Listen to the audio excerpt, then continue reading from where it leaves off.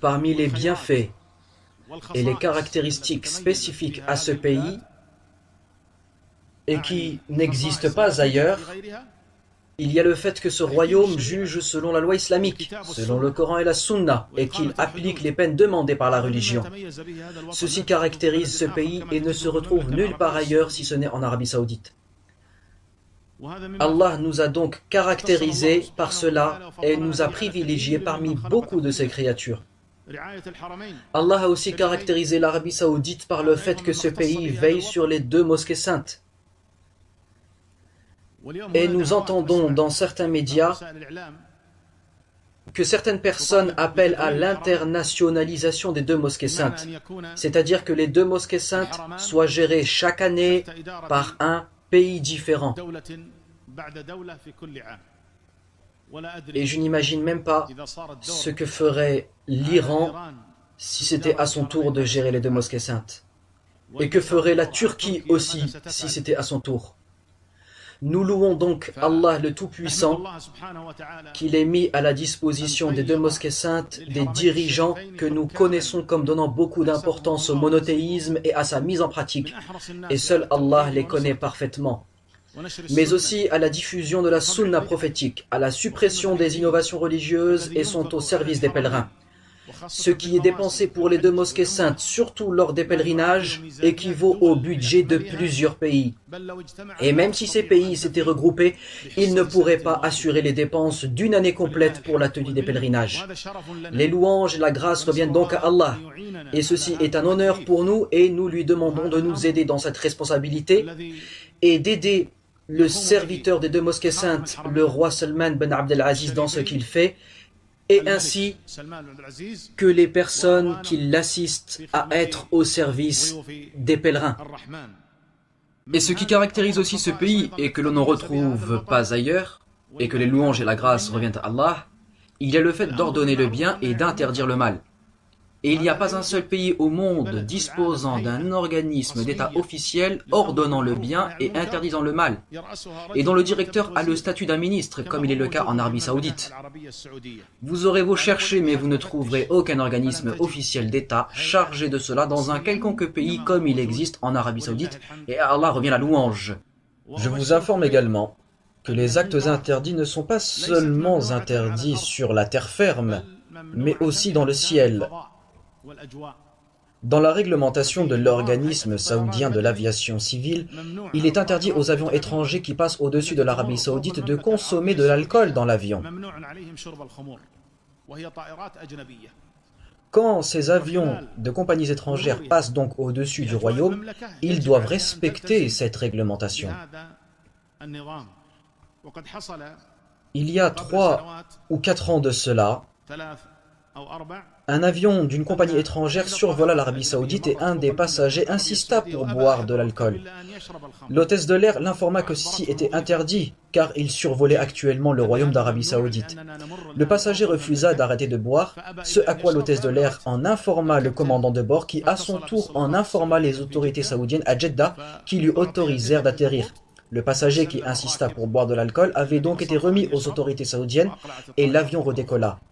Qui donc obligea aux avions étrangers de respecter cette réglementation, si ce ne sont nos dirigeants dans ce pays? Qu'Allah en soit donc loué et qu'il les récompense de la meilleure des manières. Peu de personnes connaissent ces faits, mais au contraire, on ne les diffuse pas et on n'en parle pas. Ils sont plutôt cachés, alors que ceci fait partie des mérites de ce royaume et de nos dirigeants, dans le cadre du commandement du bien et de l'interdiction du mal.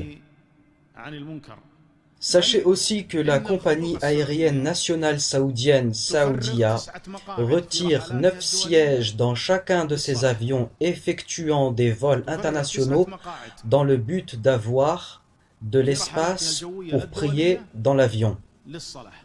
Et peut-être que comme moi, vous vous demandez combien ces sièges devraient rapporter à la base à la compagnie aérienne saoudienne avec tous les vols qu'il y a pendant un an. Et il est certain que ceci devrait normalement lui rapporter des millions de riyals. Et si la compagnie avait voulu, elle n'aurait pas retiré tous ses sièges.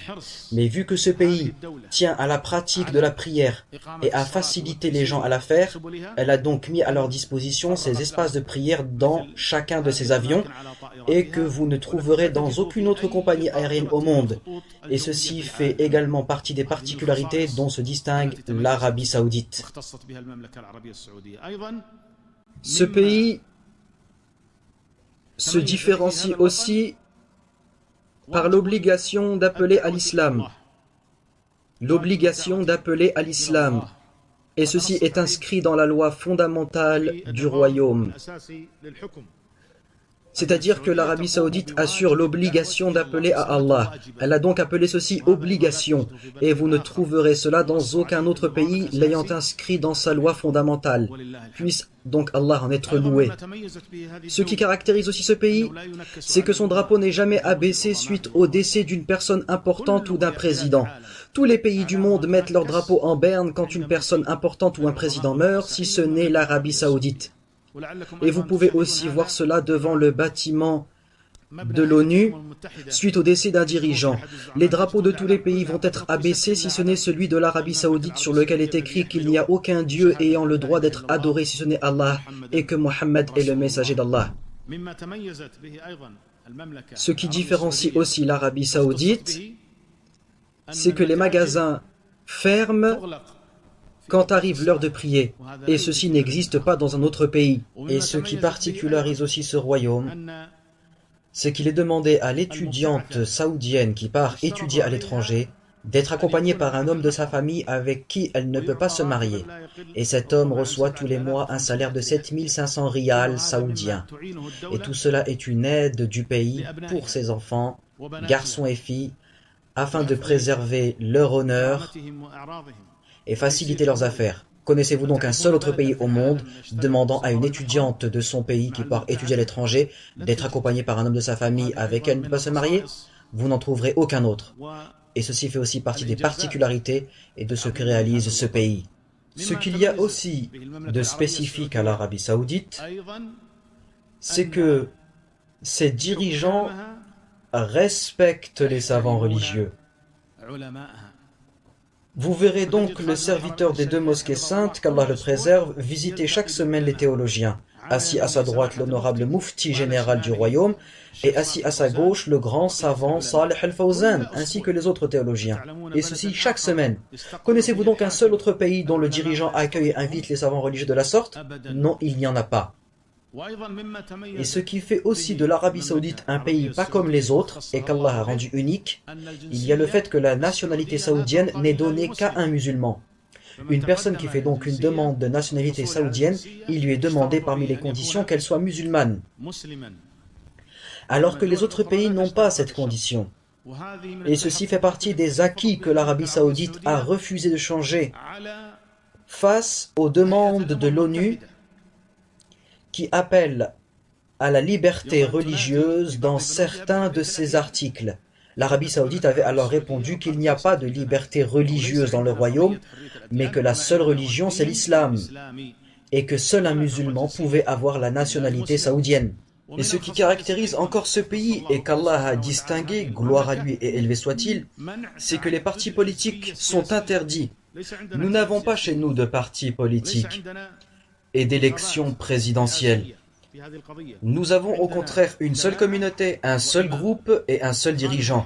Le serviteur des deux mosquées saintes est notre chef, qu'Allah le préserve, et les responsables parmi les théologiens et les gouverneurs représentent la communauté des musulmans étant autour du chef du pays et nous sommes avec eux.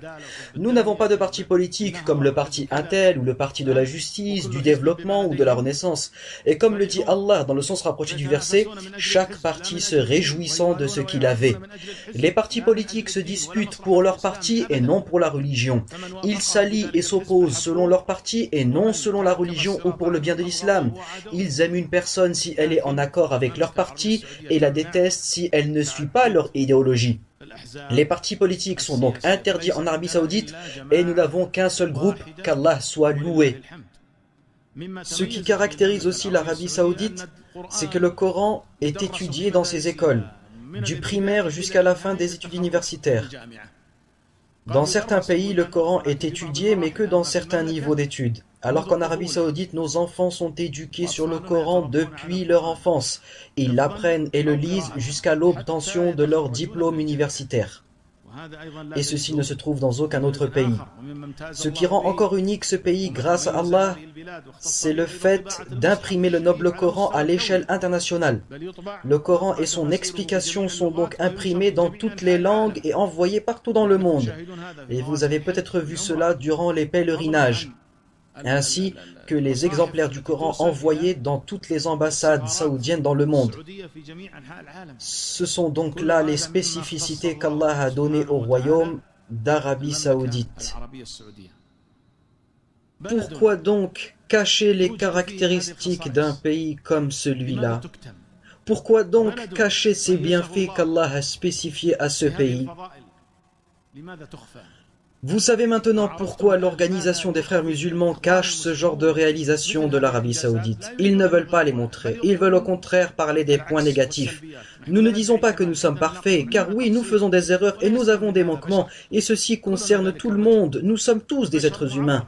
L'homme fait donc obligatoirement des fautes et a naturellement des manquements, mais passer son temps à parler de ses erreurs et de monter les gens contre leurs dirigeants. Malheureusement, quand vous regardez les réseaux sociaux, et surtout Twitter, vous y verrez cela. Il y a certains mots-clés, hashtags, qui sont lancés dans le seul but de pousser les gens à être contre ce pays, de savoir ce que les gens en pensent et en disent, de les pousser à propager ces erreurs et qu'ils en parlent entre eux. Et le problème, c'est que quand tu te mets à parler de ce qu'Allah nous a permis de réaliser en bien, et que cela fait partie en plus des bienfaits dont il faut parler et dont il faut remercier Allah, on t'accuse alors de caresser dans le sens du poil le pouvoir. Si tu fais les éloges et dis du bien de l'Arabie Saoudite par rapport à des choses réelles qu'elle fait en bien, on t'accuse alors de vouloir faire plaisir au pouvoir, d'être un agent de l'État et des renseignements généraux, d'être un suiveur de Sheikh Al-Jami, d'être des services secrets ou quelque chose de ce genre. Ou comme nous entendons tout le temps dire, un tel travaille avec l'État. Qui donc a poussé certains des jeunes à réfléchir comme ça? La personne qui dit donc que du bien de cet État est traitée de flatteur et de collaborer avec l'État. Alors oui, je suis avec l'État, et où est le problème? C'est au contraire un honneur pour moi. La personne qui t'accuse donc ainsi, dis-lui que tu es fier de travailler avec cet État et de le soutenir. Mais toi qui t'es écarté de nous, pour qui travailles-tu en fait? Pour la Turquie? Ou pour l'Iran? Ou pour l'organisation terroriste des frères musulmans? Pour qui travailles-tu en réalité? À qui as-tu fait allégeance? Retourne-lui donc la question.